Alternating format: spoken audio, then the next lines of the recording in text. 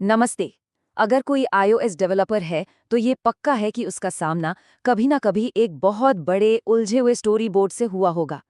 तो आज हम लोग इसी प्रॉब्लम को सॉल्व करने वाले एक जोरदार टूल यानी स्टोरी बोर्ड रेफरेंसेस के बारे में बात करने वाले हैं।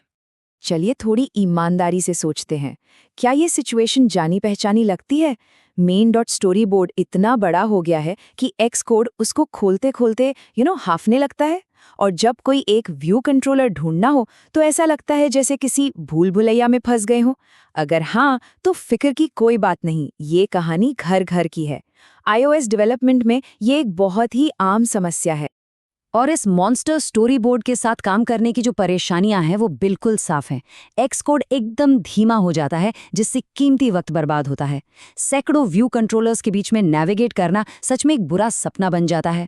और अगर टीम में काम हो रहा है तब तो पूछिए मत, गिट मर्ज कॉन्फ्लिक्ट्स रोज का किस्सा बन जाते हैं। मतलब सीधे शब्दों में इसको मेंटेन करना एक बहुत बड़ा सरदर्द बन जाता है।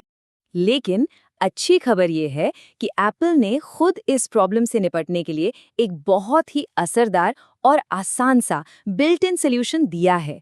कोई थर्ड पार्टी लाइब्रेरी नहीं, कोई मुश्किल सेटअप नहीं, बिल्कुल सिंपल। और उस सॉल्यूशन का नाम है स्टोरी बोर्ड रेफरेंसेस। ये एक ऐसी तकनीक है जो उस विशाल स्टोरी बोर्ड को छोटे छोटे आराम से मैनेज होने वाले टुकड़ों में बांटने में मदद करती है, जैसे दो अलग अलग दुनियाओं के बीच एक पुल बना दिया हो। तो आखिर ये है क्या? अगर टेक्निकल लेवल पर बात करें तो स्टोरी बोर्ड रेफरेंस बस यूकिट का एक हिस्सा है जो एक स्टोरी बोर्ड को दूसरे स्टोरी बोर्ड से लिंक करने देता है। सिंपल। इसका मतलब ये हुआ कि हम अपने बड़े स्टोरी बोर्ड को फीचर के हिसाब से छोटे मॉड्यूलर फाइलों में तोड़ सकते हैं, और वो भी नेविगेशन को बिगाड़े बिना।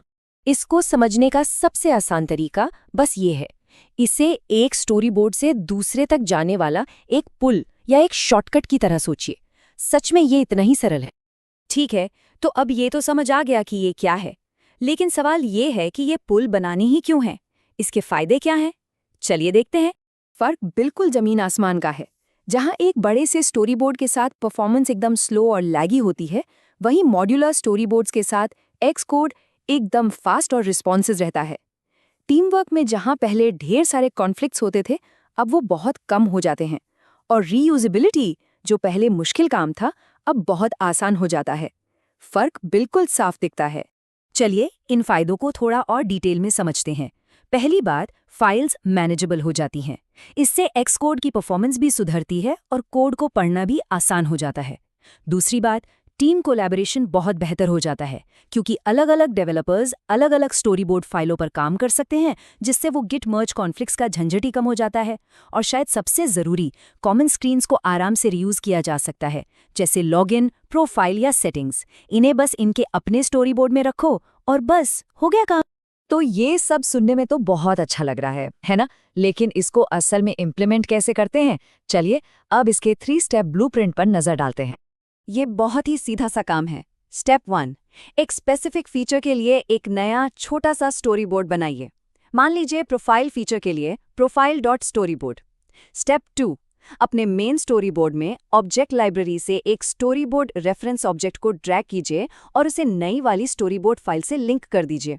और आखिरी स्टेप 3, किसी बटन या दूसरे यूआई एलिमेंट से उस स्टोरी बोर्ड रेफरेंस तक एक सेगवे कनेक्ट कर दीजिए, बिल्कुल वैसे ही जैसे किसी दूसरे व्यू कंट्रोलर के लिए करते हैं। बस हो गया। और नतीजा, यूजर के लिए एक्सपीरियंस एकदम सीमलेस रहता है।